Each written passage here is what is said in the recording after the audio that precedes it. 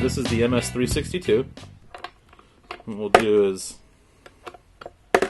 loosen up our bar nuts here first of all. And then we're going to take the bar off.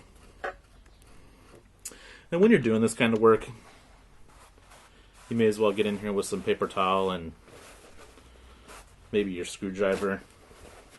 Clean it up a little bit.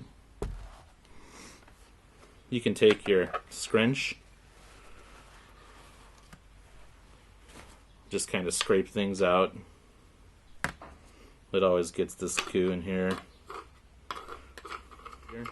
Okay, so that's the inside of the cover. What we'll do here is we'll loosen up the bar a little bit.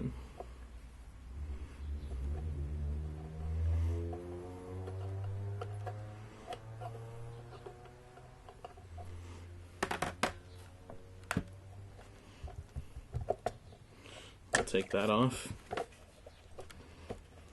Pull the chain off the sprocket here. I just sharpened this chain and I'm not wearing any gloves. I should be wearing gloves right now. So I need to be very careful. Alright, we'll set that aside.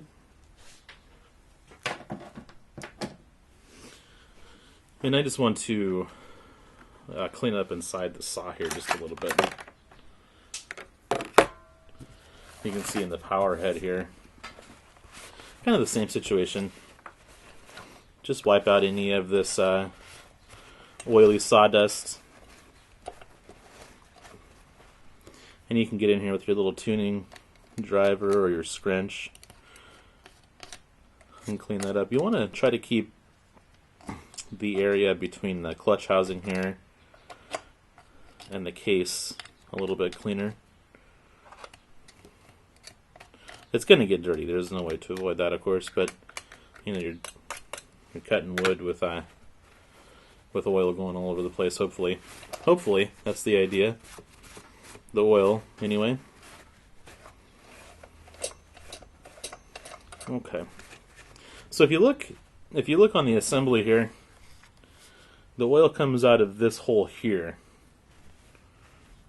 This is where the oil comes out of the comes from the oil pump. So the reason why there's a long slot there is because the bar moves back and forth on the pin. So this is the pin that tensions the bar. And so as that bar moves back and forth, you want to make sure that the hole for the oiler is going to move back and forth over this slot here. So you want to make sure that oil continuously gets into the bar. So you'll see on this side, the oil hole is dirty.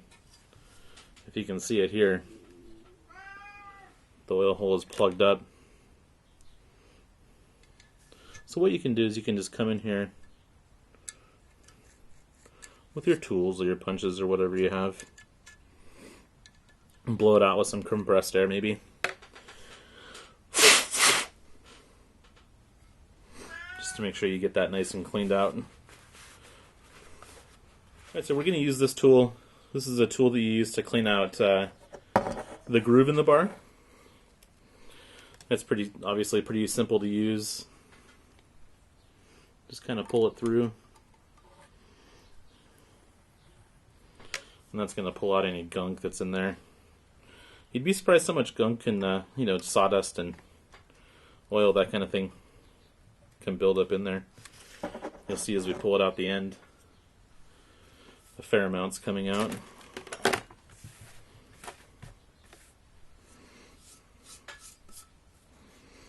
On this side.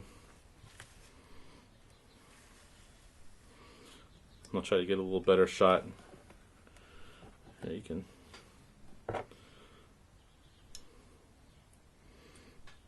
see the gunk coming out of it.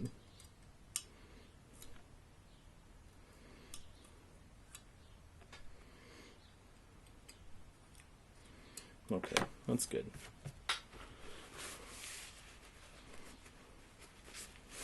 You know, these bars will last a really long time if you take care of them. And they're very repairable. This bar has a replaceable tip, It's something that you can do at home if you want to, if you feel confident. You just have to grind out these rivets and punch it out. Put a new tip in there, and then set new rivets. So it is doable. They can last for a long time, and they're not super cheap. So you may as well take care of them. So this is the oiler hole. We're just going to blow that out.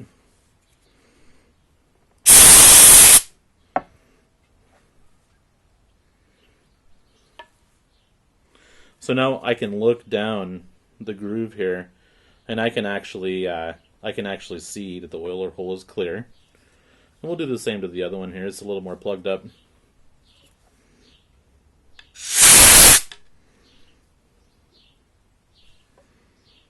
And it's clear there now too.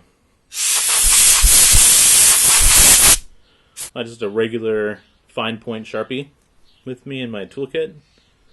And what you can do, you can use this to, mark a cutter of the chain when you're starting to sharpen it, so you know where you started at, so you know where to end at.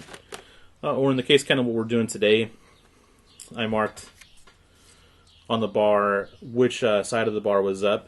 Eventually this bar is going to get worn down so you don't see any of these numbers or letters here. So it's helpful to mark which side of the bar was up, so that you can flip it over when you put it back on, and that way you're going to wear the bar evenly on both sides as you use the saw. So now I'll put it back together.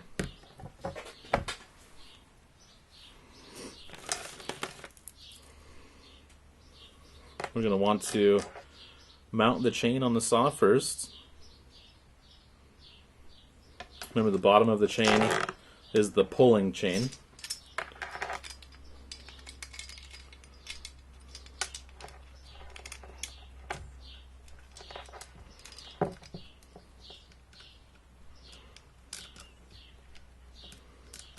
Now what I'll do here, just before I try to get the bar back on, I'm going to move this pin all the way back. It makes it a little bit easier sometimes to get the bar mounted.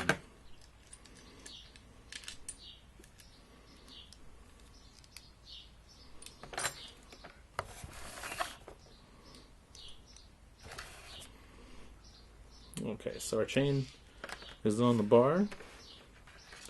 We'll just double check again just to make sure that oiler hole is clear. It's right here. Looks nice and clear to me. Actually, one more thing before I put that bar on. On the bottom of the saw, this is where you can actually, you'll see right here, this is where you can adjust how much oil is being sent to the bar. Now, the MS362, from what I've read on other forums, it can have some issues with not providing enough oil to the bar. The bar that's on here right now is an 18-inch bar, so that's generally not a problem with an 18-inch bar. But we'll just make sure that it's set all the way out. So on the oiler setting, and this one doesn't have very much throw. You'll see this is all the way closed with this oiler, and this is all the way open. So maybe a quarter of a turn. So all the way open is all the way to the right. That's kind of indicated by the diagram there. So it is turned up all the way open. So we're good there. That looks good. And now on our bar,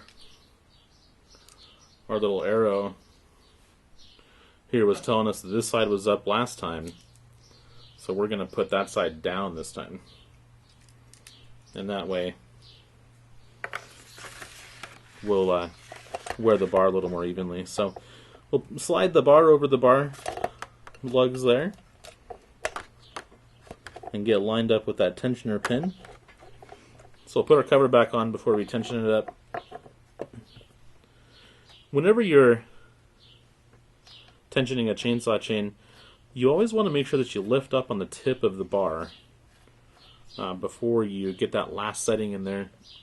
That way you're going to the bars are made to sit a little bit higher than the chainsaw itself, kind of, for example, when you're setting it on the ground, you don't want the bar to be resting in the dirt. So what we'll do here, and you'll also see that if we lift up the bar, it's going to add a little bit of slack in the chain. So we need to tighten that up just a little bit more. And we'll check our tension. So I'm lifting up on the bar here now.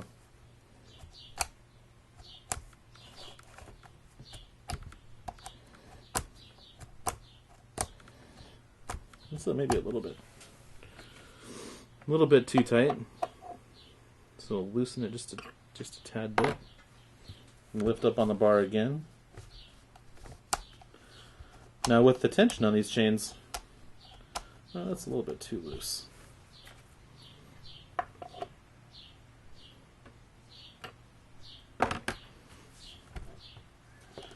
The tension on these chains, you want to be able to pull a little bit out and have it snap back. You don't want it to be overly tight though. And remember that it's going to loosen up as you use the saw as well, as the chain heats up. So we'll tighten this down now. While keep in mind I'm holding pressure on the tip of the bar to lift the bar up.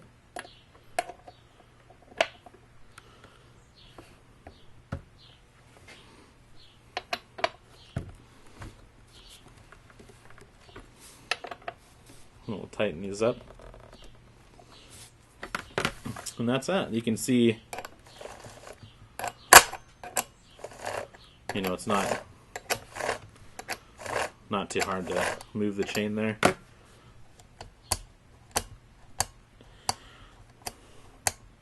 Tension looks okay.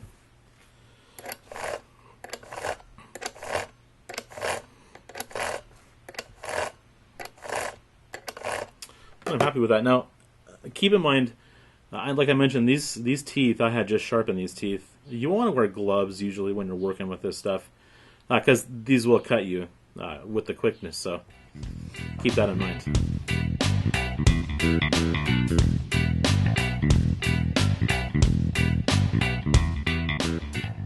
Yeah, so we just cleaned up our oiler hole on the bar. Now what we can do to test to see if the oiler is working, we want to make sure that the oiler is working there before we start using the saw.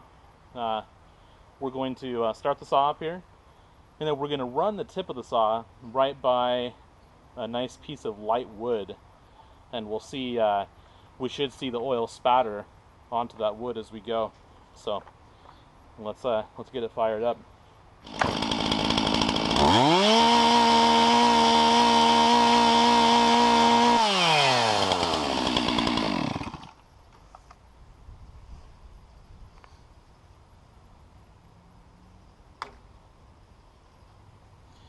So you can see right here, just kind of get a little bit of a test cut in there. You can see right here there's a nice oil stripe there, so yeah, that's what we're looking for. Looks good.